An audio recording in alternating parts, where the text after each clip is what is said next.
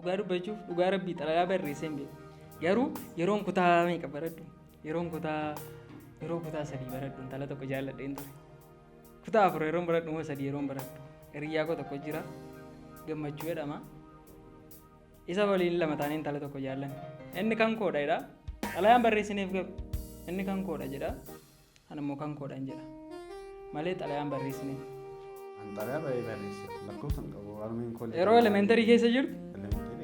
Baay'ee lakkoofsa hin qabu. Miireeffattee agarre taanaan ati jireenya hawaasa keetii barreessita taanaan jireenya hawaasa keetii kana miireeffannaa hin qabdu taanaan jireenya hawaasa keetii kanaaf miireeffannaa tokko hin qabdu taanaan maal barreessita? Durirraa kaasanii sirba tokko appiloodii gaafa godhan yuutuubii isaanii irratti jechuudha. Sirbi kan sirbamaa jiru sirba afaan Oromoodha. Afaan biraatiin sirboota sirbaman yoo fakkeenya fudhatte niw Itoophiyaan muuziqeedha. Sii galeera miti. Gaafa afaan Oromootiin gaafa barreeffamu immoo namni keenya maal jedheeti kanii sirba sana mata duree kenneefi barreessu niw Itoophiyaan Oromoo muuziq jedhanii barreessu. Fakkeenyaaf Itoophiyaan muuziqa dheetii galchi. Sirboota afaan Oromoo baay'inaan hin dhufan. Yoo yaa harka fuunee akkam jirtu jaalatamtoonnii fi daawwattoonni Kush Podcast. Kun Kush Podcastidha.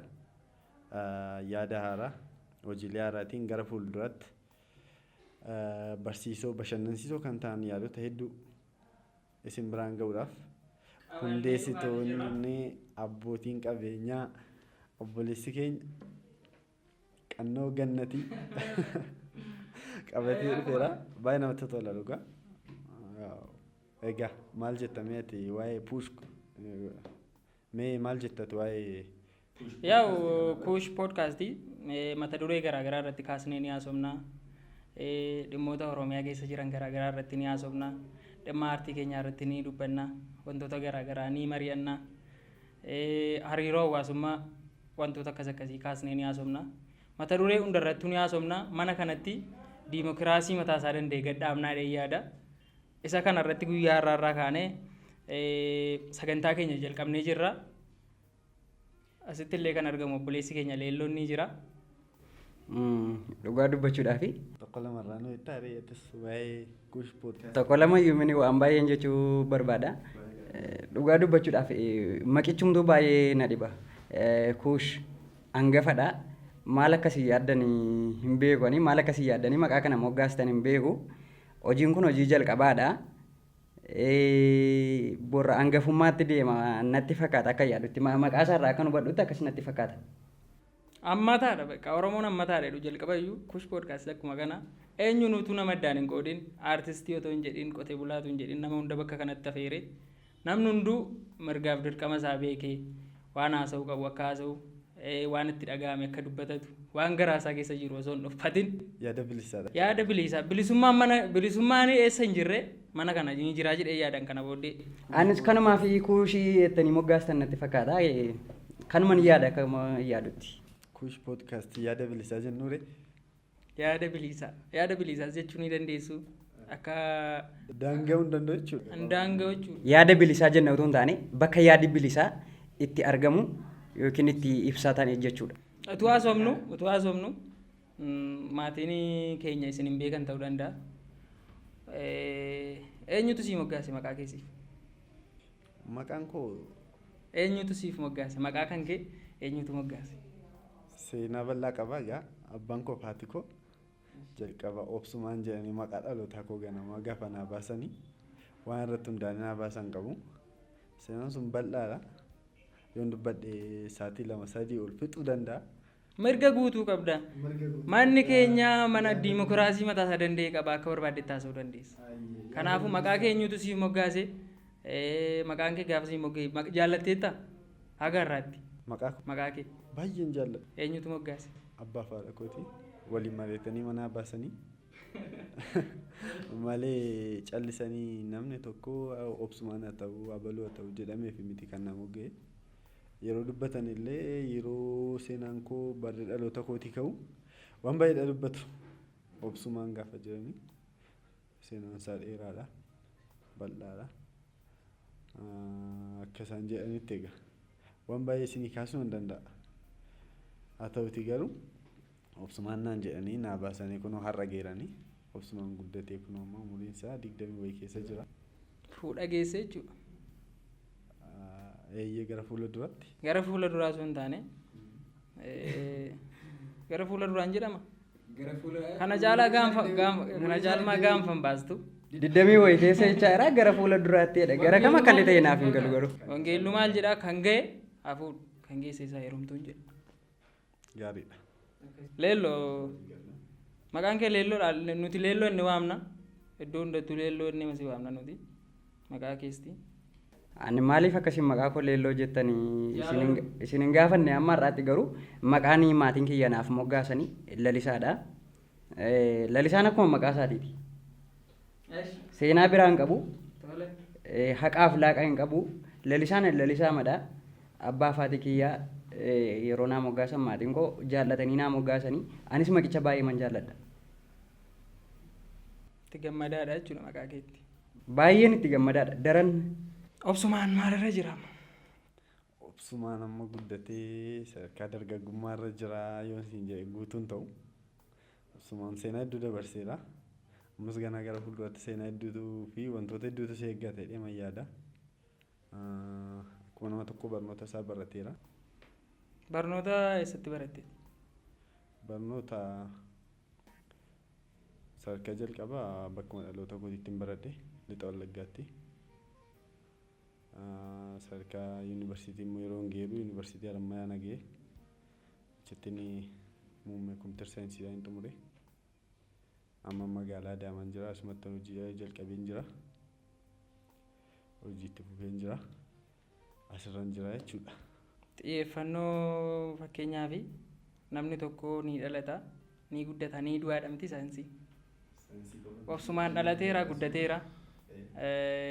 Sadarkaa wayii irra ga'uu barbaada. Xiyyeeffannoon kee maalodha? Xiyyeeffannoon koo waan baay'eedha. Waan baay'eedha gara fuulduraatti wanta ni yaadu. Hojiileen qabadheeru. Hojiilee gamoo miidiyaatiin wal qabatanidha. Aartii keessa wantoota hedduudha wantoonni nama irratti xiyyeeffadhee jiru. Egaa gama aartii kanatti ergan dhufee bubbuleera jechuus hin danda'u. Waggoota 3-4 asii waa'ee miidiyaa waa'ee wantoota teknoolojii waliin deeman tuttuquu ergan jalqabe waggoota 5-6-7 dura achirraa eegalee amma gama aartiitti achas ceera. Gama aartiidhaan immoo hojii bal'aan hojjedhee yaada gara fuulduraatti ammas sanumatti hin jira. Egaa waan baay'ee nu eeggata. Gara fuulduraattis nan jijjiiradhee yaada. Haala yeroo duukaadha jechuudha. Lalisaanoo. Anis mana barumsaa sadarkaa tokkoffaa achuma lixa Wallaggaattiidha kanan baradhe. Lixa Wallaggaa naannoo kam? Lixa Wallaggaa magaalaa Najjoodha. Garuu bakki dhaloota kootii baadiyyaadha. Bakki itti guddadhes baadiyyaadha. Ani ijoollee baadiyyaa walumaa galaan ijoollee baadiyyaati isin jechuu barbaadeeti. Amma kanan jiraadhu magaalaa Adaamaarradha. Nan baradhasi nan hojjedhasi barachaa hojjechuu jechuudha. Sanarra jira. Garuu an kanan jedhu ati maqaa kee seeraan nuun ibsine abbaa qabeenyaa mana kanaa ta'uu kee hin beeka malee maqaa kee seeraan hin beekne. Maqaan koo Qannoo Gannatii Guuttataa Laaloo Xiichaa. Oromoon aga 7tti waama. Isin garuu maqaa keessanii maqaa abbaa keessanii duwwaa waamtanii. Hanga itti nu gaafatne sitti himne hanga 21tti siif himuu hin danda'ama ture rakkoo jechuun gaafa maqaa kee gaafa ifattu aga abbaa 7f isaa walitti machuu danda'u qaba. Ilma Oromoo ta'e namni dhalate tokko aga 7tti beekuu qabaa jedhama. Beekuu qabaa aga 7tti jechuudha. Beekuu qabaa. Dirqama jechuudha. Iddoo itti gaafatamtu sababa qabduu fi aga 7tti beekuun dirqama. Beekuu dhiisuu danda'a namni tokko. Dirqama garuu beekuun seeradha, seera keenyadha. Isa kanaafi Qannoo Gannatii Guuttataan jedhama. Gamanumaan jechuun barbaada. Akkuma lalisaan baadiyyaatti dhaladheedhe. Baadiyyaa akkuma maqaa keetii baadiyyaa leellisaa jirta. Anis baadiyyaa baay'een jaalladha. Maaliif yoo ta'e baadiyyaa keessatti namni baadiyyaatti dhalate tokkoo fi magaalaatti dhalate tokko akkamitti ilaalta? Fakkeenyaaf obsumaan baadiyyaatti dhalatu. Yookiin immoo magaalaatti dhalatu. Garaagarummaa wanti isin gidduutti hin jira. Garaagarummaa wanti baadiyyaa fi magaalaa jedhamu kana keessatti garaagarummaa uumamu hin jiru ilaalchuma namaati malee ani magaalatti hin dhaladhe jechuun hin danda'amu. Baadiyyaa ma jedhama. Baadiyyaadha. Hedduun keenya amma fakkeenyaaf naannawaa Finfinnee, Adaamaa, Bishooftuu akkuma kana Hawaasaa fa'aa irratti ijoollee dhalatanii ijoollee magaalaa tokko hin jiru baay'een isaanii. Garuu environmentii isaanii keessa waan jiru waan hundumaa hin beeku. Wanti dhufu waan baadiyyaati. Wanti magaalaa keessatti gurguramu akkasii. Yoo ta'e sadarkaan magaalaa baadiyyaa gidduu jiru carraa barnootaati. Qulqullinuma haala jireenya uummataati. Baadiyyaan qonna irratti hundaa'a. Magaalaan immoo daldala garaagaraa irratti hundaa'e waan jiraatuufidha. Ijoolleen magaalaa carraa garaagaraa qabu. Ati dinqifataa magaalaa moo baadiyyaadha? Leelloon illee. Dhugaa dubbachuuf ani baadiyyaatti dhalachuun koo na boonsa. Maaliif jennaan dhamdhama jireenyaa hunda isaa baadiyyaatti barata. Achitti barattee baata. Magaalaatti illee baratama. Magaalaatti waan ati baratu hin jiru. Magaalaatti waan ati baratu yoo jiraate dhugaa dubbachuudhaafi hin dhalattaa tapha ijoollummaa seeraan hin agartu. Killaa keessatti guddatta. Killaa keessaa gadi baatu laaqiin borcitu. Maal hin jettu. Waan tokkoon kaasee darbuu barbaada. Amma fakkeenyaaf qannoon baadiyyaatti yoo dhalate amma kan jiru magaalaadha. Baadiyyaa jireenya baadiyyaatti jiraatamu hunda argee darbeera. Kan magaalaas argaa hin jira. Garuu ilmi magaalaatti dhalate tokko gara baadiyyaa deeme wanta argee arguu hin danda'u. Addunyaa kanarratti magaalaaf baadiyyaa argee darbeera jechuudha. Kanaafuu yoo magaalaaf baadiyyaa na gaafatte lamaan isaa yoo argeera sii deebisuu nan danda'a. Mucaa magaalaa taate yoo dhalatte garuu waan baadiyyaa jiru dhibbaa haasa'uu hin dandeessu. Hundeen biyya kanaa immoo maaloodha? Baadiyyaadha. Beekamaadha. Laal magaalaatti dhalattee baadiyyaa deemtee jechuudha. Busaarraa illee hafuu hin dandeessu. Walfalmiin akkasii jira yeroo mana barumsaa turre. Baadiyyaa moo magaalaatu caala? Akka kootti yeroo sana illee baadiyyaatu caala jedheen falmaa ture. Ammallee naaf baadiyyaatu caalaa mucaa baadiyyaa ta'uu kootiin nan boona. Keessanii ijoollee baadiyyaa waan taataniif baadiyyaatu caalaa jechaa jirtu. Ati mucaa magaalaa waan taateef magaalaatu sii caalaa. Haati barbaree kanuma goggubaa itti jedhan silas. Akkas qofa utuu hin taane amma fakkeenyaaf magaalaatti hin dhaladhe hin jedhamuun siniin jechaadha. Baadiyyaa ma jedhaman kollee magaalaan itti dhaladhe magaala baay'ee xiqqoodha. Garuu konkolaataan hin jira, ibsaan hin jira. Maal jedhama maqaa magaalaa itti dhalatte? Magaalaa Ganjii jedhama. Ganjii. Biyya Cuubee.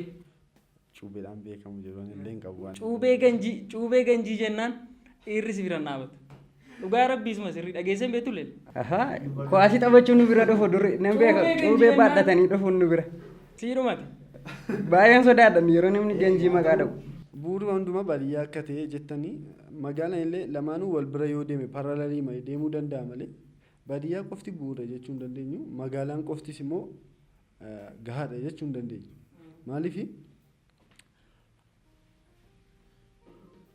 Lamaan isaanii wal faana. Lamaan isaanii wal faana deemuu qabu. Hanga magaalaa Finfinneetti ijoolleen dhalatan amma qonna beekuu dhiisuu danda'u. Meebii akka tasaa. Baadiyyaa matti dhalatee illee kan qonna hin beekne ni jira. Akkas qofa otoo hin taane qotuu dhiisuu danda'a. Garuu hin beeka haala jireenya uummata keessa jiru.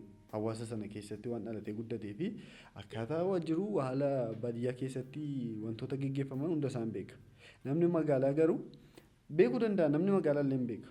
Garuu baadiyyaa deemee wayii yookaan baadiyyaa deemee amma fakkeenyaaf fiixee magaalaa deemee bashannanuu danda'a. Namni magaalaa Finfinneetti dhalate tokko. Namni magaalaa Adaamaatti dhalate tokko Adaamaa keessaa ba'ee fiixee asuma qarqara magaalaatti haala qonnaa jiru hawaasa waan arguu fi wanta haaraasatti ta'u hin jiru jechuudha akka biyya kana keessatti jechuudha. Garuu yeroo baay'ee ilaalchuma keenya irratti hundoofne nuti ijoollee magaalaa ijoollee baadiyyaa jenna. Sun amma ilaalcha keenyadha malee ijoolleen magaalaa fi ijoollee baadiyyaa wanti garaagaraa godhu jira isiniin jedheera. Kanaafuu namni nama ta'uu isaatiin kabajamuu qaba. Iddoo dhalootaatiin gargar ba'uu hin qabu. Wanta jiru irratti olii gallee darbina. Baadiyyaatti dhalachuu fi magaalaatti dhalachuudhaan namni bakka gahuuf jedhu nan qatu. Mata duree kana asuma irratti yaada dabalataa qabda kana irratti. Yaada dabalataa yaada baay'ee illee hin qabu garuu dhugaa dubbachuudhaaf yoomiyyuu taanaan baadiyyaan maaliif hin caala jedhee kana amanuu fi laalli magaalaatti dhalattee guddattee bashannanaaf yoo gara baadiyyaa dhatte bishaan ati qabattee jirtu bishaan haayilaandii qabattee jirta konkolaataatti fe'attee yookiin waa tokkotti fe'attee bishaan ijoolleen baadiyyaa dhuganii guddatan achi hidhattee dhuguu hin dandeessu. Garaa keessa dhukkubaa waan sodaattuu fi dirqama bishaan haayilaandii baadhattee deemta bashannanaaf hidhattee. Bakka owwaarri jiru irra deemtu qoreen agartu. Yaada bareedaa kaaste fakkeenyaaf namoota magaalaarraa gara baadiyyaa deeman fakkeenyaaf viizit Oromiyaa fakkeenya fudhadhu. Viizit Oromiyaa keessatti ani nama daawwannaadhaaf deemu ta'ee yoon Baalee deeme ati yoo fakkeenyaaf iddoo biraa Arsii deemtee abbaan tokko Wallaggaa Jimmaa yoo deemte gaafa achi deeman namooti baay'ee maal godhu bishaan baattatanii kan deeman. Miidiyaa irratti Oromiyaa kan leellisnu garuu Oromiyaa jiitu inni sirbineerra waan garaagaraadhaanii dookumeentariin garaagaraa hojjetameera. Utuu Oromiyaan jiituudha jennu waan isaan fayyadamnu. Kun akkam seetee asirratti amma bal'inaan siin kaasamma fakkeenyaaf viizit Oromiyaan asii Jimma yookiin Baalee yookaan Wallagga Lixaa yookaan asiin Harargee deemu jetti bishaan haayilaandii baattatanii deemu malee laga dhuguu amma laga dhuganiidha. Laga horiin illee laga dhuguu horiidhaaf dhiifameera amma jallisii yookaan immoo kuusaa wayii jiraachuuf hin dirqama. Maaliif qulqullina waan jirudha. Hawaasuma keessatti dhalanne keessatti tokko garaagarummaan baadiyyaa magaalaa inni nuti jennu hanqinni jiru kana dhala. Hanqina akka kootti akkan ilaaletti obsuma maal sitti fakkaate hanqina ilaalchaadha malee bishaanni laga yaa'u dhunnee guddannee abbootiin keenya haga irraatti isa dhugaa jiru akka durii osoo hin taane amma. Yeroo sanadha. Amma booddee deebinee gaafa laallu haalli jireenya hawaasaa yeroo sanaatii fi haalli jireenya hawaasaa tokko miti. Laali jabummaan ijoollee baadiyyaa qabdu dhugaa dubbachuudhaa fi sitti himuudhaa fi ijoolleen magaalaatti dhalatanii guddatanii bishaan baadhatanii deemu jenneerraa wantoota meeqa kan isaanii sodaatanii caammaa isaan kaa'atanii deeman owwaarra kan agarree qoreen akkan agarreedha. Isuma bashannanaaf deemaniyyuu jechuudha. Ijoolleen baadiyyaa miila qullaa qoree keessa fiigaa guddatti. Jabummaa isheedha. Gaafa gara magaalaa dhuftus jechuudha. Caammaa kaa'achuun ittiin fokkisuu irraa bareeda. Uffata akka barbaadde uffachuun bishaan isa achi dhugaa yoo dhuftee haayilaandii dhuddee hin dhukkuba siin sodaattu maalis hin sodaattu kun jabummaa ishee keessaa isa jalqabaadha dhugaa dubbachuudhaaf. Jabinni ijoollee baadiyyaa kan madaalamu miti dhugaa yoo walitti himne kanaafuu jechuudha namni wal hin caalu namni namumaa iddoon dhalootaa garaagaraa. Gabaabamatti waan kanaa irratti amma fakkeenyaaf akkuma cuunfaatti namni wal hin caalu itti amannaa magaalattis dhaladhu baadiyyaattis dhaladhu ati namadha. Nama taatee garuu bakka dhalatteetti hafuun qabdu. Carraan si hambisuu danda'a. Nama taatee bakka dhalatteetti akka namnee fi carraaquu qabda. Namoonni baay'een baadiyyaarraa gara magaalaa filatu. Kuni durirra jalqabee waan jirudha. Maaliif jireenya fooyya'aa, jireenya magaalaa qulqullina haalota jiran waan hundumaatii fi wanti mijataan eessadha magaalaadha. Kanaaf hin filatu. Darbee garuu akka inni jedhee amma ijoolleen baadiyyaa qoree keessa miila duwwaa deemuu bishaan lagaa dhuguu kun gaarii miti. Atillee amanuu qabda kan maaliif barnoota irra hin jirrettee magaalaa jirta akkamittiin namni bishaan lagaa dhuga bishaan lagaa jechuun amma yoo guutumaa guutuutti kan beennudha qulqullina kan hin qabnedha dhukkuma of saaxiluudha qoree keessa miila duwwaa deemuu jechuun jabina miila keetiitiif moo qoree keessa miila duwwaa deemuun laali maal seet ijoolleen bishaan lagaa dhugu gaafa ijoolleen baadiyyaa gaafa siin jedhu jabummaa isaanii yookiin bishaan lagaa sana dhuguuni cimina isaaniiti jedhee utuu hin taane dhukkuba waan sodaatan hin qabani dhukkubiyyuu isaaniin hin qabu. Dhukkuba waan sodaatan hin qaban hin jedhu. Hin qabu dhukkubiyyuu maaliif itti biyya qaba garaan isaanii. Yaada keessan kana walitti hin qaba. Tole nan xumursiisa nan xumura. Tole fakkeenyaaf nan xumura tasuma irratti yaadi keenya akkuma itti fufetti ta'e qophiin keenya baay'ee bareedaadha namatti tola mata duree gaariidha. Amma fakkeenyaaf ijoolleen baadiyyaa suma irratti dabalatan dhukkubiin qabu hin jedhamu dhukkubiin qaba. Yeroo baay'ee ijoollee magaalaatti dhalatan gaafa agartu quufan qabanii ilkaan isaanii fa'aa bishaan qulqullinni suni hagati iddoo kutaalee tokko tokko naannoo mamagaa qooqaa adaamaa yoo ta'e irraa kan hafe qulqulluudha. Garuu bishaanni baadiyyaa ilkaan irratti illee dhukkuba qabaachuu hin danda'a. Dhibee yeroo baay'ee quufa mormaatiif ijoolleen saaxilamanii ogeeyyiin fayyaa illee dubbatu kana baay'inaan ijoollee baadiyyaati. Ijoollee magaalaa dhibee kanaan saaxilaman argitee hin beektu. Guutummaa guutuutti garaagarummaa hedduun hin jira.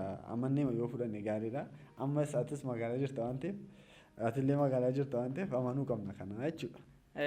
Waan tokko gama kootiin wanti jajee darbuu barbaadu ijoollee magaalaa siin jechuu koo miti. Baadiyyaatti dhaladhee guddadhee bishaan lagaan dhaladhee guddadhee saawwa waggaa horii eegaan guddanne horii eegaa guddadheera kutaa tokko kaasee kutaa tokko kaasee haga kutaa 9-8tti horii eegeera. Cabbiin na tumeera. Mudannoo baay'ee nan qaba achitti. Bishaan lagaa dhugeera. Lafa kotteen isaa waarra jettee har'a jettee yoo ta'e bokkaa itti roobee bulee ganama karaarraa dhugaa ni deemna. Waan garaagaraa. Adamoo jennee baadiyyaa keessa caakkaa keessa. Garuu namni kun har'a jechuudha. Baadiyyaatti dhalatee guddate bishaan lagaa dhugaa guddate waan achi fayyadamaa guddate fayyaa guutuu qaba. Garaachi illee nukkubu. Anaan jechuudha. Isa kanaafi ijoolleen baadiyyaa baay'een akkasiin. Inni kan biraa immoo isin ijoollee baadiyyaa taatanii guddattanii itti leelloon akkasii ati magaalaadha. Sadan keenya iyyuu qaama garaagaraadha. Garuu namni namumaa magaalaa caalchifadhuun caalchifata taana inni kun rakkoo hin qabu. Yeroo baay'ee ijoolleen baadiyyaatti dhalatanii guddatanii gama muuziqaatti yeroo baay'ee aartistoota keenya fakkeenya fudhadhu namoota sirban fakkeenya fudhadhu yeroo baay'ee gama sanatti utuu hin ceene egaa waan tokko na yaadachiiste jireenya baadiyyaa jettee jiraadheeraa siin jedheera itti ceena ijoollee waa'ee aartii kanatti corroqa lafaa iddoo horiin irra jettee bishaan itti guutame maal jette yaadannoo sana illee sirriitti hin qaba amma horiin bokkaan rooba corroqa sana keessa jettee iddoon sun hin qoora bokkaan itti roobee bula iddoo sanatti bishaan hin guutamu. Nutti tole akkasitti calallee uffata keenya keessaan harkisnee dhugaa guddanne adamoo jinni baadiyyaa fagoo bosona keessa deemnee galgala fa'aa gallaa gabuu'achoollee baddeessaa fa'aa goosuu goraa yaadannoo sana qabdu ijoollee baadiyyaa taatanii dirqama. Yaadannoo sana hunda qabna. Yoomuu taanaan sammuu keenya keessaa baduu hin danda'u. Wanti sun illee yaadannoo sana qaba baala fahii maree bishaan lafaa fuudhee qulqulleessee baalaan maree dhugeera. Amma garuu magaalaatti burcuqqoodhaan namatti hidhe. Sanuu filattee dhudhaaf burcuqqootti qoshee. Sanas ta'ee garuu kanas ta'u magaalamatu baadiyyaarraa wayya jireenyaaf jedhamudha malee hin caalaa jechuu miti. Akka yaada keetiitti magaalaan baadiyyaarra hin caala yaada keetii.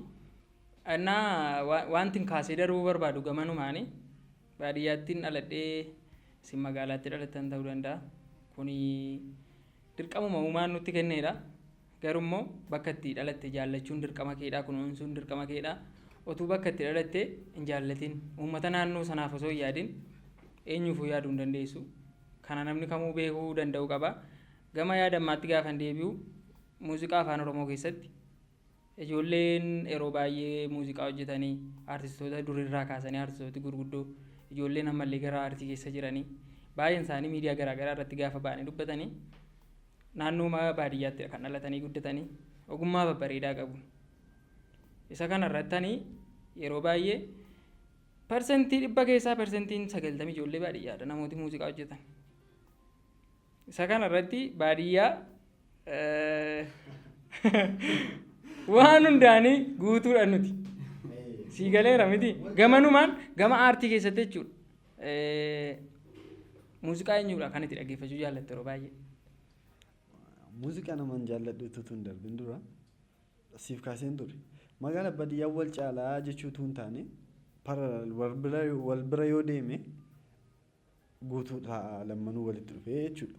Garuu yeroo baay'ee sirbitoonni aartistoonni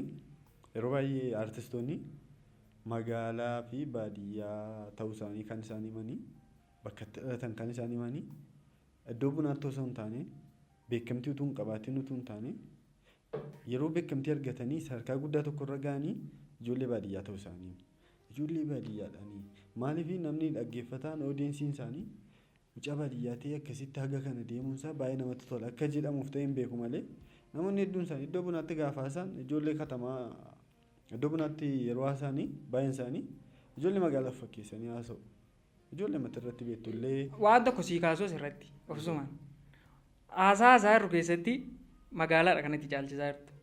Dhugaa yoo walitti maa deemu na dhaggeeffadhu si'a tokko na dhaggeeffadhu. Aartiin namni muuziqaa hojjete tokko muuziqaa hojjetee erga beekamee booddee ijoollee magaalaa of fakkeessaa minaamin ijoolleen baadiyyaa nama hin fakkaattu. Sii galeera. Yeroo baay'ee yaada kana kaasee darbuun barbaada. Ijoollee baadiyyaa taatee gaafa dhalattu ganda qonnaan bulaa keessatti dhalatta abbootii gurguddaa keessatti dhalatta jaarsa waliin guddatta nama hin fakkaattu. Baadiyyaadhaa baatee aartii haa ta'u karaa kamiinuu yoo baate jechuudha. Nama fakkaachuuf hin deemtu. Of taateedha kan itti sirbitu. Kan itti waan hawaasa kanaa hojjettu. Kan itti waan guddaa tokko hawaasa kanaaf hojjechuuf deemtu. Of taateedha malee achii dhuftee nama magaalaa fakkaachuuf yaaliin godha yeroo baay'ee ijoolleen baadiyyaa. Laala kamidha beektaa? Gama aartiidhaan ijoolleen baadiyyaa xiqqoo sochii isaan qaban environmentii naannoo isaan keessa jiraatanii murteessaadha. Wantoota adda addaa argaa guddatu, wantoota adda addaa kan rakkina jirus bal'ina jirus sammuun isaanii dafee accept godhee fudhata. Gaafa kana waa kireet gochuudhaaf ni tattaafatu. Ijoolleen baadiyyaa dhugaa dubbachuudhaaf ijoolleen baadiyyaa waa kireet godhanii waa uumanii waa tokko hojjechuudhaaf baay'ee tattaafatu gama aartiidhaan jechuudha. Gama ogummaa harkaatiin haa ta'u, gama sagaleetiin haa ta'u. Ijoolleen baadiyyaatti dhalatanii guddatanii yeroo baay'ee sagalee faadhaan baay'ee sagaleen isaanii kiilolee kan ta'u nan dhagaan yeroo horii faa tiksanii yeroo midhaan irraa bineensa faa eeganii sagalee achitti muuziqaadha baqa faarfannaa haa ta'u sirba haa ta'u sagalee isaanii kana namni isaan jeequ namanni jeeqaa yookiin nama jeeqamaan hin jiru sagalee isaanii baay'isanii guddisanii irra deddeebiidhaan shaakaluu hin sirbu jechuudha. Muuziqaa kamiin yoo faarfannaas ta'e kun isaaniif maal ta'a beektaa? Jabummaa isaaniif ta'a. Tokko sagalee akkas baasanii hojjechuun gama vookaaliitti isaan gargaara. Miidhagina sagalee isaaniitiif baay'ee adivaanteejii qaba. Qilleensi isaan fudhatan baasanii fudhatanii. Akkuma inni jedhe illee qannoonni dubbatee ture. Ijoolleen baadiyyaa hawaasi isaan keessatti guddatanii aadaaf safuu duudhaa kan eeggatedha. Si galee? Eenyullee beeka kana. Baay'inaan magaalota gurguddoo yoo fudhanne baay'ee magaalonni biyya keenya keessa jiranii baay'inaan ilaalchi magaalaa jiruu fi ilaalchi baadiyyaa jiru tokko miti. Aadaan safuu wanti eeggate eessa jira? Baadiyyaa jira. Si galee? Sanarratti gaafa laallu gama aadaa beeksisuu irratti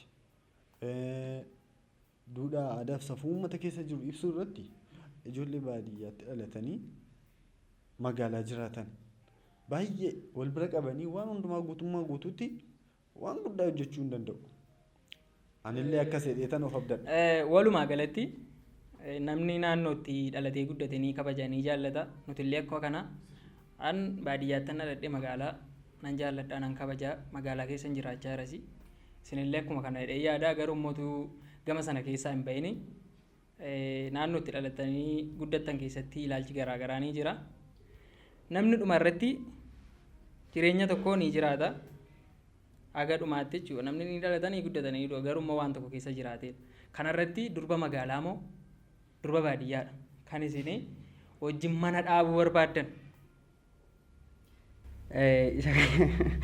Isa kana dhoksaasaa uumaadhaaf dhiisna. Maaliif jennaan namni baadiyyaatti dhalatee fi yookiin magaalaatti dhalateef miti tokko gaa'ila keessatti wantoota akkasii murteessuun baay'ee ulfaata. Sababni isaa waan nama uumaan siif qabedha kan itti fuuchuu dandeessu. Baadiyyaatti isa dhalattu, magaalaatti isa dhalattu, nama duudhaa hawaasaa beeku, nama safuu maatii kee kabajee jiraachuu danda'u, hawaasa kee kabajee jiraachuu danda'u yoo ta'e durba magaalaas taate, durba baadiyyaas taate natti tola. Garuu irra jireessa kana ni filadhu durba baadiyyaa fuudhee natti tola. Maaliif jennaan ittiin qabadheen baadiyyaadha kan amma magaalaarra jira. Maatii ishee dubbisuuf jedhee baadiyyaa waan baay'ee jaalladhuuf jechuudha. Sirriidha yaadi isaa sirriidha baay'ee sirriidha yaada gaarii kaaste ittiin qabadheen baadiyyaadha kan baay'ee namatti tola. Atoo. Anillee akkasuma amma. Kan magaalaa jaallattan itti fakkaataati. Maaliif? Sababni isaa? Maa ormaa wajjin guddattee yoo nageesse maa ormaa maal baadiyyaa yoo jaallatte? Akkam seeti? Durba magaalaa yookiin durba baadiyyaa jettee filuu osoo hin taane akkuma inni jedhe mo'aan jaalala. Mo'aan jaalala. Itti dhufteetta. Mo'aan jaalala. Sana bira darbee garuu akkuma nama kamittiyyuu anas ta'e sistee isas ta'e eenyu abbaan fedhallee kan inni filatu nama aadaa hawaasa sanaa keessatti dhalatee guddatee nama hundumaa ilaalchi namni hundumtuu ilaalcha garaagaraa qaba. Nama ilaalcha namaatiif ilaalcha gaarii qabu nama kamiifiyyuu ilaalcha gaarii nama qabu ta'uu qaba. Darbees immoo namni kun nama si wajjin wal hubachuu dandeessu. Jireenya akkamii boree haala akkamiin jiraadha jettee nama yaaddu filata namni kamiyyuu miti ree.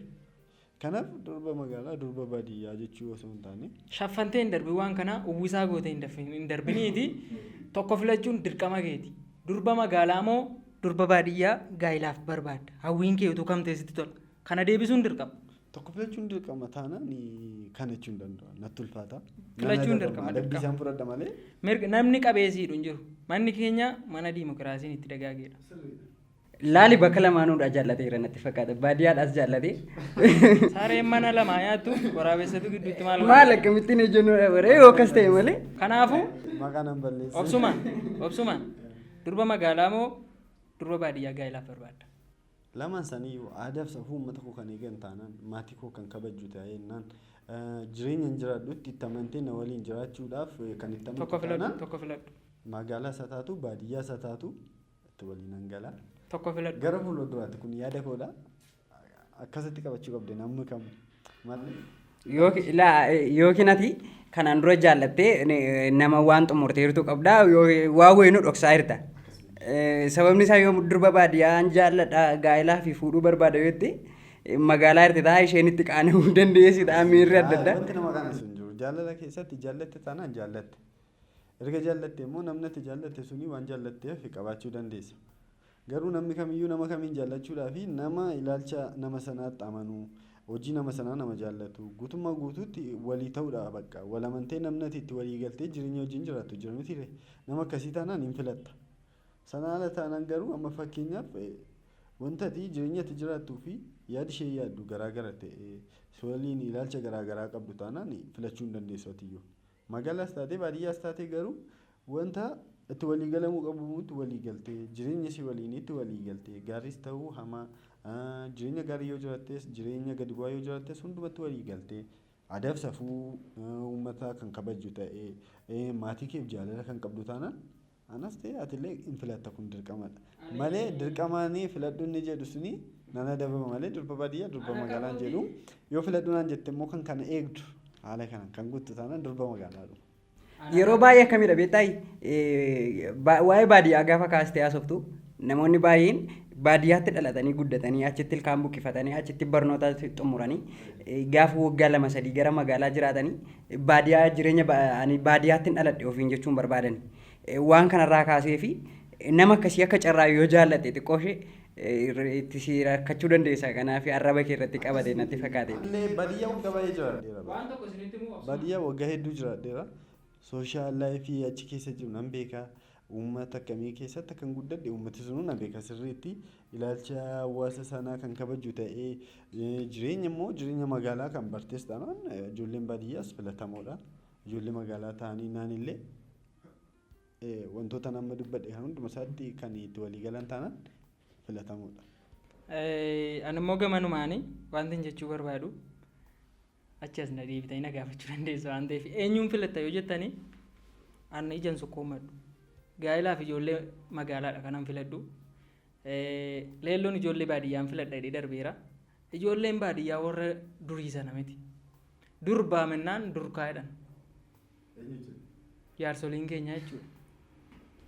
Sii galeera miti. Dubartiin baadiyyaa yeroo durii fi dubartiin baadiyyaa yeroo ammaa waliin argan. Ijoolleen baadiyyaa jiran ijoolleen dubartoota waan baay'ee fagaataniiru waan baay'eedhaan.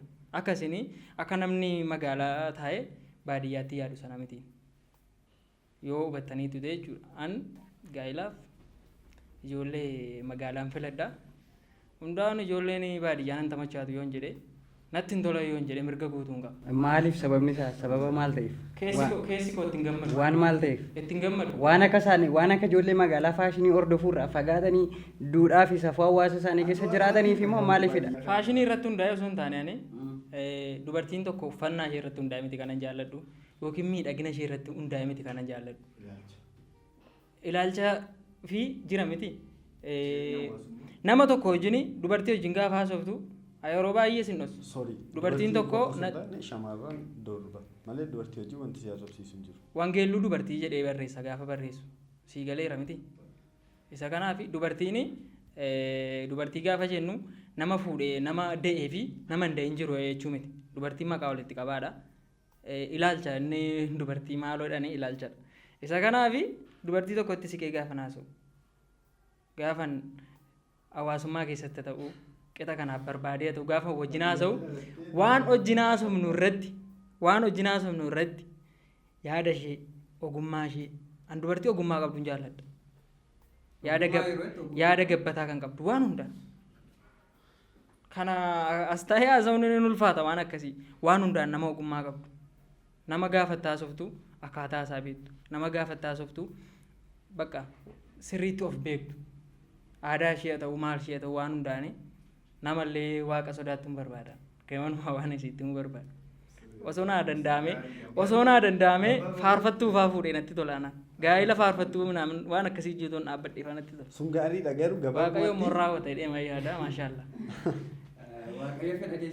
Garuu sanas ta'ee kanas ijoollee baadiyyaas haa ta'u ijoollee magaalaas shamarran baadiyyaas ta'anii shamarran magaalaa filachuudhaan dura ilaalchi isaanii murteessaadha. Eessattuu dhalatanii ilaalchi isaanii murteessaadha. Aadaan akkaataan guddannaa isaanii maatii isaan keessatti dhalatanii guddatan murteessaadha. Sanarra darbee garuu kan baratte taanaan magaalaas haa taatu baadiyyaas haa taatu itti walii gala.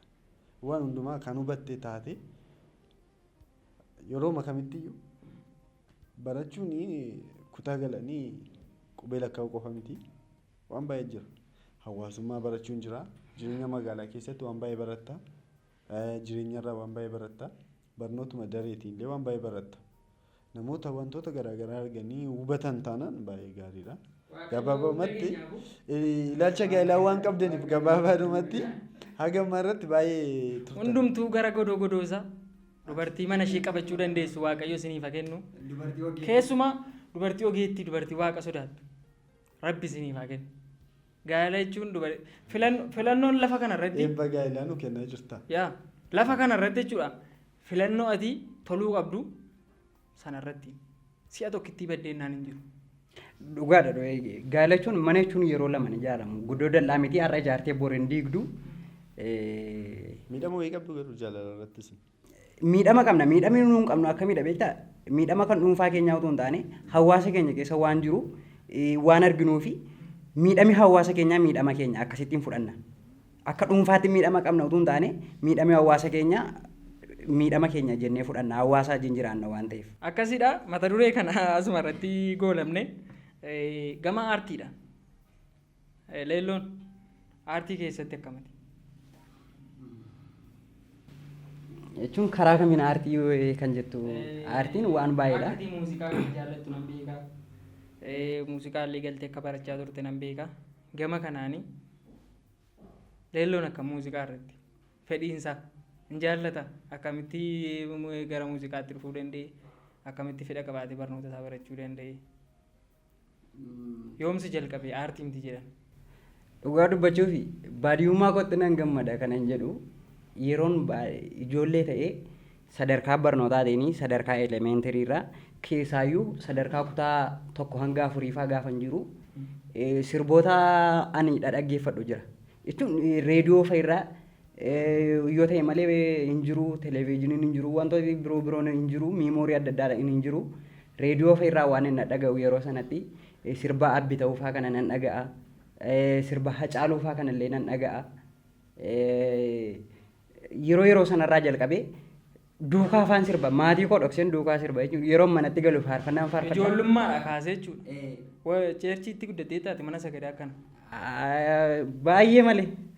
Warra waldaa dhokseen gaafan lafa loonii jiru eeguufaa gaafan eegu achitti isaa hawwatisa bosona keessa waan ta'eef achitti sirba. Gaafan gara manaatti galummoo maatii sodaa faarfannaan faarfadha. Waaqa caalaa maatii kee sodaata jechuudha yeroo sana.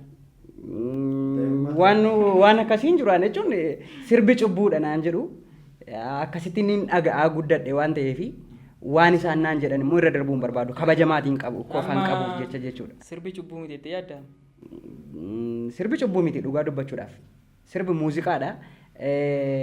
An bifa kamiitiin ni ilaala beektaa faarfannaas ta'e sirbas ta'e bifa tokkoon ni ilaala. Sababni isaa maaliif yoo jette kanatti barreessitu walaloodha faarfannaas walaloo barreessita waaqa si uume ittiin galateeffatta ittiin jajja Sirbas kanatti barreessitu hawaasa kee, duudhaa hawaasa keetii, safuu hawaasa keetii, qabeenya hawaasa keetii, qabeenya dachee keetii sana barreessita. Sanuma sagalee irratti hojjeta. Meeshaa muuziqaatiin qinda'a. Kanaafuu lamaanuun isaanii barreeffamadha. Laala amma yoo maatii kee irraa fagaattee jiraatta ta'e haadha kee yoo sadarkaa bilbilli faan jirretti waan tokko tokko hin jirretti walaloofaa barreessitaaf yookiin xalayaa barreessitaaf. Xalayaan kun ati barreessituuf yoo baay'ee irraa fagaatteerta ta'e qaqqabuu dhiisuu danda'a. Gaafa kana sagaleetti jijjiirta. Dhaamsa kee achiin dabarfatta. Kanaafuu walaloo mati barreessituudha, iskiriiptii mati barreessituudha yookiin kitaaba barreessuu dandeessa. Isuma sana sagalee irratti hojjetta.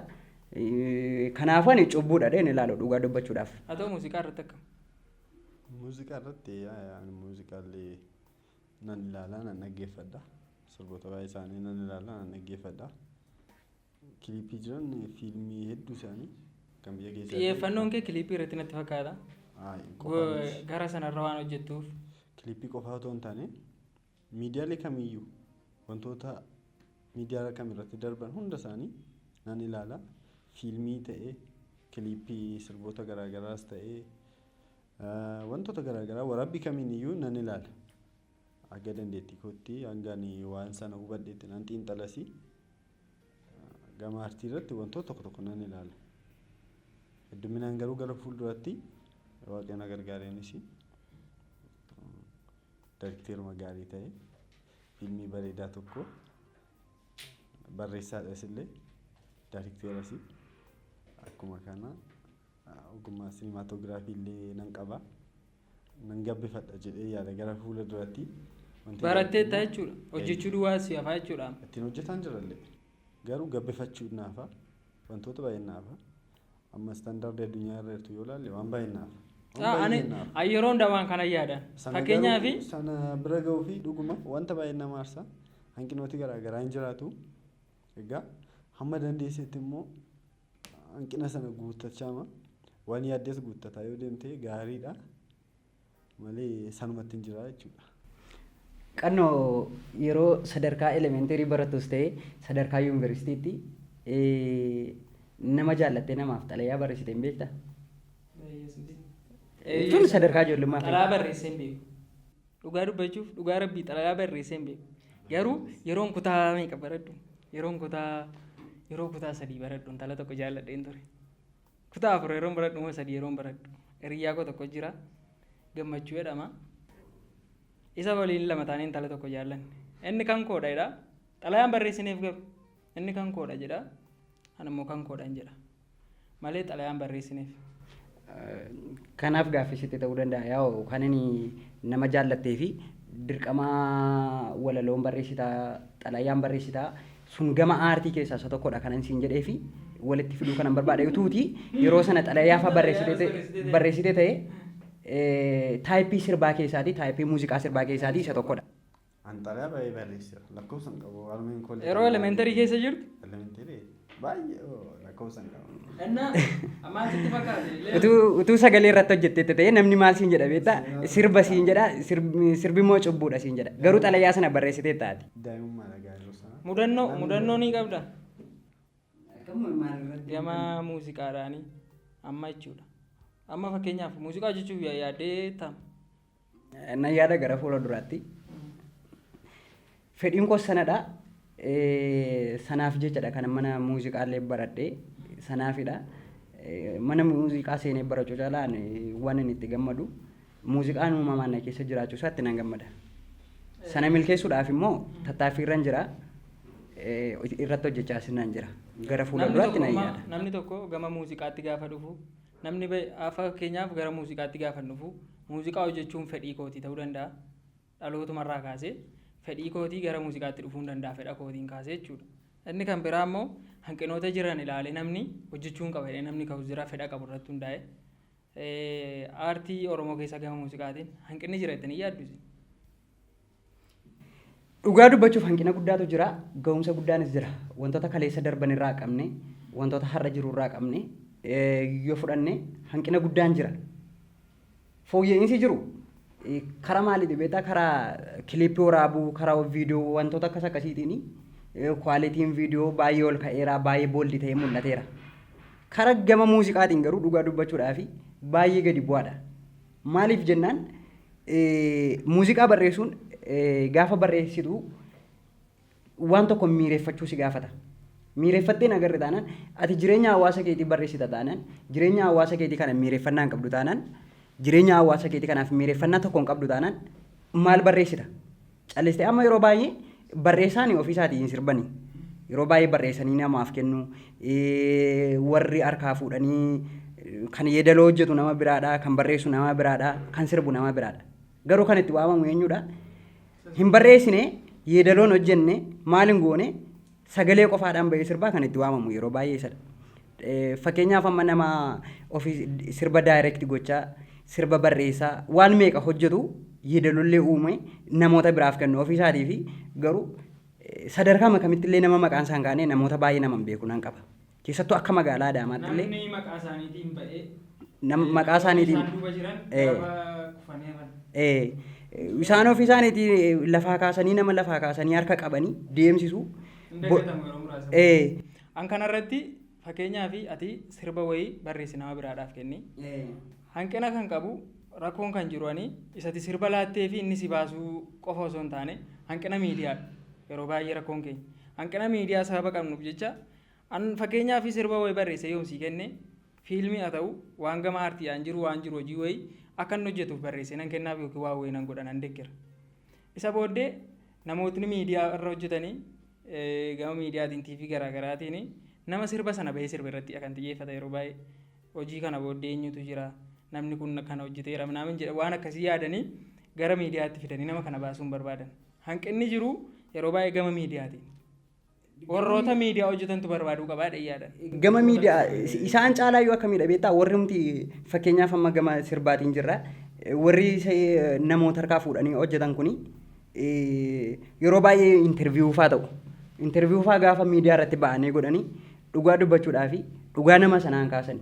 Isa kan biraa immoo muuziqaa keenya muuziqaa afaan Oromoo muuziqaan afaan addunyaadha jenna. Addunyaan maaliif muuziqaa keenya dhaggeeffattu? Dhaggeeffatti. Rakkoon isaa rakkoo afaaniiti moo addunyaan maaf muuziqaa keenya dhaggeeffatti? Dhaggeeffatti sirriitti. Akkamitti? Dhaggeeffachaa hin jiran amma fakkeenyaaf sirboota afaan Oromoodhaan sirbamanii addunyaan nu dhaggeeffachaa hin jiru. Dhaggeeffatamu. Yaada keetti ilaalcha kee ta'uu Vi'uu sirboota afaan keenyaan afaan Oromoodhaan jiran yoo ilaalte vi'uu guddaan sirba eenyudha sirba yoo isaan kee ta'uun bulloo. Miliyoona 36 akkasirra jiran. Sana qofa miti hedduun isaan ilaalama miliyoona keessa ilaalamuun isaa amma sadarkaa irra jirutti baay'ee guddaadha. Maaliif kilippiin afaan Oromoo hedduun isaanii baay'een isaanii haga ammaatti kan isaan irratti xiyyeeffatanii turanii qabsoodha. Baay'een isaanii hanga yeroo dhiyootti jechuudha. Si galee baay'een sirbitoonni artistoonni hedduun isaanii baay'een isaanii waggoota 9-10 dura waa'ee jaalalaa, waa'ee addunyaa, waa'ee wantoota garaagaraa sirbaa turan. Sanarra darbee nan xumuraa tole. Sanarra darbee garuu artistoonni biyya keenyaa waggaa 10, 11, 2005, 6, 7 sirbi isaan sirbaa turanii sirboota qabsoodha guutummaa guutuutti. Hedduun isaanii. Sirbi qabsoo immoo kan inni ilaallatu qabsoon kun kan inni ilaallatu yooma gama siyaasaatiin nama jirurraa kan hafe baay'inaan yuutuubii irratti vaariyaan illee yeroo bahu sirboonni Oromiik muuziqettee seerchi yoo goote sirbootuma qabsoosii dhufa taana wanti ilaalamuuf hin jiru. Yeroo dhiyoo asitti garuu afaan haasaa kee dammaan qabeera asirratti yeroo baay'ee wantumti na rakkisu chaayinaalii afaan Oromoo ni jira. Fakkeenyaaf Viijin Interteementii barrii koo fudhachuu dandeessa. Kush Rikoordiin jira. Muuziqaa MP3 kan jedhamu jira. Durirraa kaasanii sirba tokko appilaawudii gaafa godhan yuutuubii isaanii irratti jechuudha. Sirbi kan sirbamaa jiru sirba afaan Oromoodha. Afaan biraatiin sirboota sirbaman yoo fakkeenya fudhatte niw Itoophiyaan muuziqeedha. Sii galeera miti. Gaafa afaan Oromootiin gaafa barreeffamu immoo namni keenya maal jedheeti kanii sirba sana mata duree kenneefi barreessu niw Itoophiyaan Oromoo muuziq jedhanii barreessu. Fakkeenyaaf Itoophiyaan muuziqa dheetii galchi. Sirboota afaan Oromoo baay'inaan hin dhufan. Yeroo hundaa gaaffiitti ta'an naannoo. Algooriizimii yuutuubii algooriizimii mataa isaa qabaachuu danda'a. Kanaaf fedheen kan inni addunyaan muuziqaa keenya dhaggeeffachaa jirti kan jedhu. Dhaggeeffachaa dhugaa dubbachuudhaaf dhaggeeffachaa jirtu. Hanga ta'e hammana wayya maaliif jennaan sababni addunyaan muuziqaa afaan Oromoo dhaggeeffachuu hin dandeenyee fi inni jalqabaa jechuudha. Kaleessarraa jalqabee afaan Oromoo dhiibbaa alagaa jala ture. Kolonii jala ture. Achiin dhufee afaan saba ofiisaa keessatti iyyuu uummati Oromoo yeroo inni itti afaan ofiisaatii dhaggeeffachuudhaaf itti nuffutu ture. Yeroo inni itti afaanuma ofiisaatii jibbaa turetu jira. Kun sababni isaa dhiibbaa siyaasaarraan kan ka'edha. Dhiibbaa siyaasaarraan kan ka'e afaan isaa yeroo inni itti jibbaa ture jira. Magaalaa kana dhufee as magaalaa Adaamaa dhufee namni kaleessa beeku magaalaa tokkotti wajjin dhaladhee guddadhee magaalaa namni ani isa beeku gaafan dhufee afaan Oromoo itti dubbadhu ani Oromiffaa hin danda'u nama naan jedhan beeka. Oromummaa isaatti qaana'e sadarkaa kana keessa turre jechuudha. Kun waggoota muraasaasitti 2009 jechuudha. Laali sanumaan wal qabateeti. Hanqinuma dhuunfaarraa wal qabatee jechuudha. Maal ta'a dhufa beektaa hanqinuma dhuunfaatu walitti dhiyaamee hanqina biyyootaa dhufa. Maaliif siin jedhee qoyinaan xumuraa. Maaliif siin jedhee beektaa addunyaan hin dhaggeeffattu kan hin jedhe. Saawa abbaan gaanfa cabsi ormii jaballeessaa jedhani. Ati kan keen kunuunfattu tokko dhiibbaa amantiidhaan muuziqaa afaan Oromoo hin dhaggeeffattu. Akka muuziqaatti hin ilaaltu, akka aartiitti hin ilaaltu. Akka cubbuutti waan ilaaluu fi uummati sabni keenya akka cubbuutti waan ilaaluu fi hin dhaggeeffatu. Erga ati kan keen kunuunfanne hormi akkamittiin si kunuunsuu danda'a, hormi akkamittiin si dhaggeeffachuu danda'a. Dhugaa dubbachuu fi muuziqaan sirbaa tokko har'a yoo hojjetame ji'a 2-3tti miliyoona gala. Muuziqaa saba biraa yoo fudhatte guyyaa 2-3tti miliyoona keessa jira. Kun sababni ta'eef har'ayyuu jechuudha. Har'ayyuu uummanni keenya dhiibbaa amantiidhaan dhiibbaa siyaasaatiin har'ayyuu gabrummaa jala jira. Dhugaasaa yoo walitti himnee dabarree jechuudha. Muuziqaa kee yoo dhaggeeffatte yoo itti jiraattu ta'ee lammii keedhaa saba keedhaa Oromummaadha ittiin boontaa. Oromummaan maqaa qofa miti. Oromummaan uffata aadaa uffattee deemuu qofa miti. Waan Oromoon qabu safuu Oromoon qabu hunda guutummaa guutuutti hin fudhattu taanaan Oromummaan qilee seenu namoota jedhanii amantiif jecha namoota hedduun beeka. Kun muuziqaan afaan Oromoo akka inni vaariyaan hin taane akka inni addunyaa bira hin geenye kan godhe laale addunyaa akkati jecha jirtutti addunyaan hin dhaggeeffatti taanaan sabni keenya sabni amma kana bal'atu dhaggeeffatee addunyaanis itti da'amee dhaggeeffatee akkamittiin muuziqaan afaan Oromoo waggaa 2-3tti miliyoona 2 ilaalama jettee yaadda. Muuziqaa afaan Oromoo duwwaa osoo hin taane.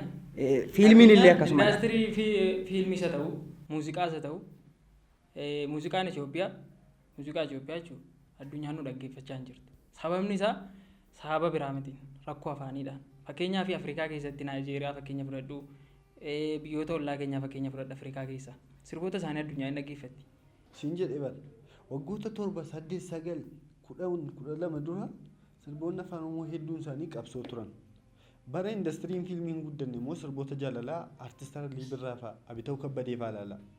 Jaalatamummaa yeroo sana qaban waa'ee yuutuubii waa'ee miidiyaa yeroo hin jirretti jechuudha.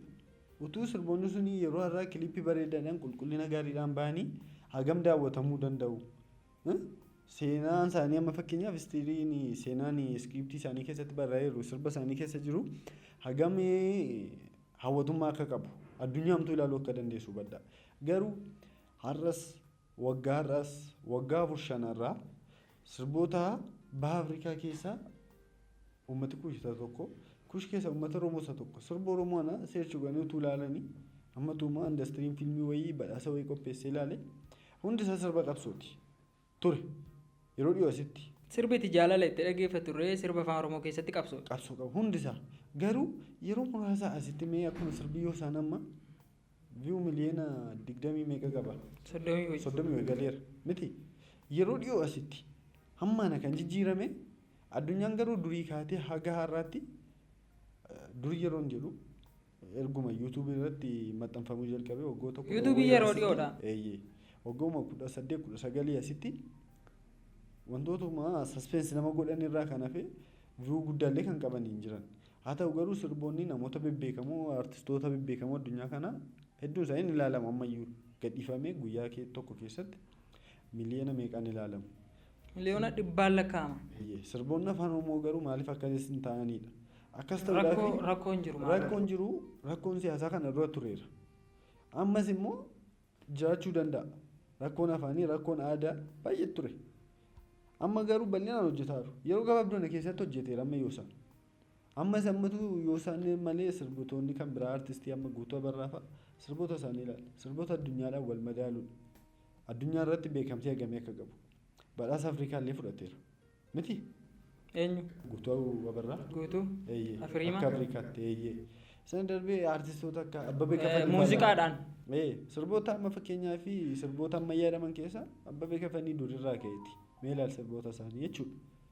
Isaan amma haala yeroo ammaatiin dabalataan walirratti bal'inaan uummanni Oromoo hundumtuu akka artistii Guutuu Abarraatti, akka artistii Abbabee Kafaniitti, akka Shukurii Jamaalitti yoo hojjetanii gara fuulduraatti abdiin aartii Oromoo irra jiru guddaadha. Amanuu dandeenya.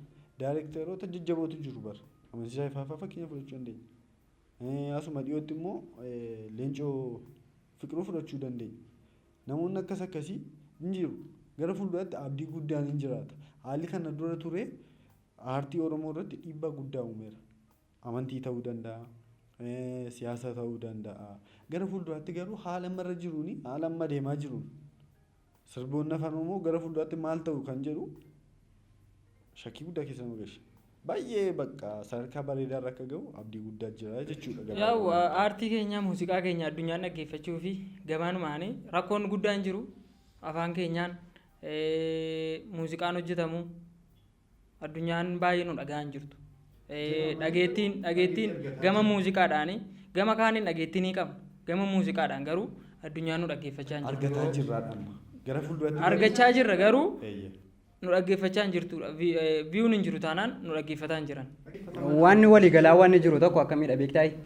Uummati keenya ofuma keenyaatti rakkoo qabna. Nuun addunyaa komachuu hin qabnu. Addunyaan nu dhaggeeffataa hin jirtu jennee. Hojjechuu danda'uu qabna. Laali san hojjetamee jiru fakkeenyaaf amma hiippaappii fudhadhu. Sirba hiippaappii fudhadhu. Namooti dandeettii qaban jiru yeroo isaan hojjetanii namni akka sirbaatti ilaalu hin jiru yookiin akka hojiitti namni ilaalu hin jiru. Akka waan isaan qoosanitti ilaalu. Sirbuma normaal ta'ee hojjetamu fakkeenyaaf amma fudhadhu dhugaa dubbachuudhaaf sirboota baay'eetu jiru, weellistoota baay'eetu jiru, artistoota baay'eetu jiru. Sirboota jireenyaa fa'aa, sirboota Hisqiyaasii fa'aa, sirboota Guutuu Abarraa fa'aa mee namoota seeraan dhaggeeffatanii ni agartaa?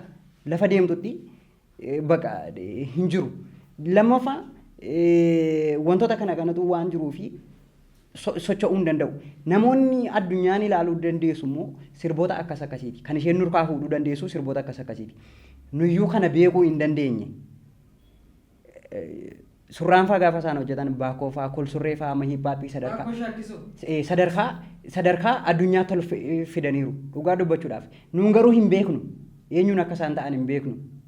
Istaayilii muuziqaatiin haa ta'u Guutuu Abarraa fakkeenyaaf kan fudhannu kan inni jiraatu karaa achiin waan tokko jijjiiruu danda'eera hanga ta'e ilaalamuu danda'a. Atuu mucaan kun biyyuma kana keessa jiraata ta'e biyyuma kana keessatti muuziqaa hojjechuu jalqaba ta'e namni maqaa isaa kaasu tokko hin jiru dhugaa dubbachuudhaaf. Maaliif namoota akka isaatti hojjetanii nama akka Hisqiyaas fa'aa jira waan ta'eef jechuudha. Amma jiruuf hin jiran isaanii namni beeku hin jiru. Namoota barreessaa ta'anii yeedaloo hojjechuu danda'anii karaa gama kamiitiin hojjechuu danda'anii namoota akkasii namni ilaalu hin jiru uummata keenya biratti. Nuyyuu ilaalaa hin jiru addunyaa komachuu hin dandeenyu saba biraa komachuu hin dandeenyu. Addunyaan muuziqaa keenya akka dhaggeeffattu gabaabamatti. Kanaaf dhaamsi aan qabu akka dhuunfaa kootiitti addunyaa biraan gahuudhaa fi ofii keenyaa irratti xiyyeeffachuu qabna. Artistoota sana immoo jabeessuu qabna. Artistoota kana jabeessuu qabna. Jabaadhuutti jechuu qabna. Yoo qaamaan arguu miti maal jechuu miti muuziqaa kana dhaggeeffachuu. Lamaffaa wanni jiru namni keenya hammayyuu muuziqaa yuutuubii irratti ni ilaalu. Viidmeetiidhaan buusee dhaggeeffata. Sadarkaa ammaa keessa jirra. Biluutosiidhaan waliin dabarsaa egzendiriidhaan. Sadarkaa akkasii keessa jirra ammayyuu dhugaa dubbachuudhaaf. Innaa gabaabumatti wanti jechuu barbaadu muuziqaa keenya kana booda addunyaan dhaggeeffachuu qaba. Ijoolleen keenya jajjabaachaa jiru. Ijoollee ogummaa qaban hedduu qabna. Isa kanaafi artistooti hundi sirba fakkeenyaa fi kennaan isaanii garaagara. Sirboota namni hundi itti gammadee dhaggeeffatu ta'uu dhiisuu danda'a. Addunyaan sirbi isheen itti gammadee dhaggeeffattu gosa tokko ta'uu danda'a. Yeroo baay'ee sirboota karaa warra faranjii kanaa yoo ilaalte sirboota isaan sirbanii sirboota kallattii tokkorra jiranidha. Akka kan keenyaa miti. Baay'ee walirraa fagoodha jechuudha. Isa kanaafi kanneen akka Baakkoo Shaakkisoo Guutuu Abarraa fakkeenya fudhachuu dandeessa. Andu'aalem Gosaa Surraa Taakkalii fa'aa kana ijoollee ciccimootu jiran.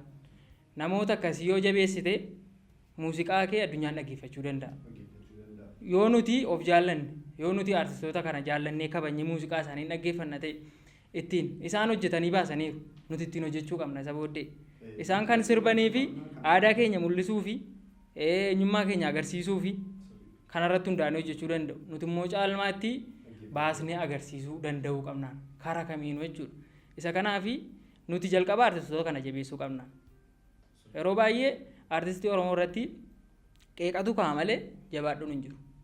Erga inni du'eeti kan inni artistiin Oromoo erga inni du'eeti akka dhuunfaatti walumaa galatti waan hin jechuu barbaadu artistoonni Oromoo kallattii jirtan hundumti keessanii kabaja nu biraa qabdu jaalala isiniif qabnu guddaadha. Isinis jabaadhaa isiniin jenna muuziqaa afaan Oromoo karaa gama kamiitiin fooyyessuu yaala. Walumaa galatti sirba kamiin hojjedha laayinii kamiin iyyuu hojjedha bakka sirba gurra uummataa keessa bu'u sirba gurra uummataa keessa turu sirba har'a hojjetamee guyyaa 2-3 yookiin torbee 2-3 dhaggeeffatamee dhaabbatu qofaa hin hojjetina akka weellistoota darbanii akka artistoota warra darbanii sana sirba buleeyyinuu hojjedhaan isiniin jedhaa kun dhaamsa kootii galatamaa ulfaadhaan isiniin jedha. Warratti dhaamsa maal qabda? Ani dhaamsiin qabanillee bal'inaan dubbateera lalisaanii.